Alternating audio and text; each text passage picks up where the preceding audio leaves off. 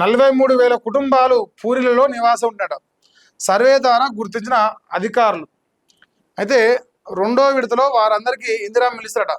రాష్ట్ర ప్రభుత్వం రెండో విడతలో భాగంగా పూరిలలో నివాసం ఉంటున్న 43,000 కుటుంబాల వారికి ఇందిరమ్మ ఇల్లు ఇవ్వనుంది.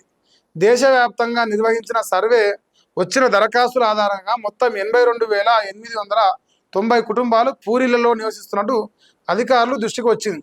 ఈ సమాచారం ఆధారంగా క్షేత్రస్థాయిలో నిజంగానే అక్కడ పూరిళ్ళు ఉన్నాయా, అందులో పేదలు నివసిస్తున్నారా అని సమగ్ర సర్వే చేపట్టారు. ఈ సర్వేలో 43,000 కుటుంబాలు ఇందిరమ్మ ఇళ్లకు అర్హులని గుర్తించారు.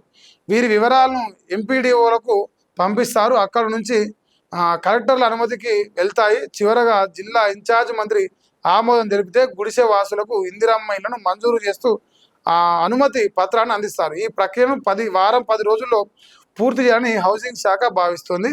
నిజంగా ఒకవేళ కాంగ్రెస్ సర్కారు మరి ఇప్పుడు వాళ్ళు గుర్తించిన 43,000 చిల్లర అంటారు. ఒకవేళ మీరు నిజంగా ఇందిరమ్మ ఇల్లు ఈ 43,000 పూరి గుడిసెల్లో ఉండే వాళ్ళకి ఇస్తే, నిజంగా లబ్ధిదారులందరికీ ఇస్తే మీకు సలాం కొట్టి గులాం అవుతా. ఎందుకంటే సరే రాజకీయం అనేది అందరూ చేస్తారు, అందరి ఉద్దేశం అదే కావచ్చు. ఫైనల్గా రాజకీయం చేసేది ప్రజల సంక్షేమం కోసం, ప్రజల మేలు గురించి. ఒకవేళ మీరు నిజంగా పేదోనికి ఇల్లు కట్టిస్తా, నిజంగా ప్రతి గుడిసె ఈ తెలంగాణ రాష్ట్రంలో గుడిసె అనేది లేకుండా చేస్తాను కాంగ్రెస్ కంకణం కట్టుకొని చేసి నిరూపిస్తే బరాబర్గా గులాంలం అవుతాం. తప్పే ఉన్నది. ఈ దేశంలో ఏ రాజకీయ పార్టీ అయినా మనం నచ్చినా నచ్చుకున్నా దేశ ప్రజల మేలు కోరి, రాష్ట్ర ప్రజల మేలు కోరి ఒక మంచి పని చేసినప్పుడు ఖచ్చితంగా దాన్ని సమర్థించాలి. అందుకే ఒప్పుకుంటా.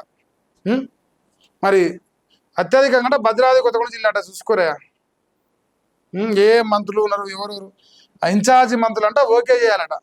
ఇన్ఛార్జి మంత్రులు ఓకే చేస్తే మీకు ఇల్లు వస్తాయట. దాని ప్రకారం నడిపిస్తారట, చూసుకోరు.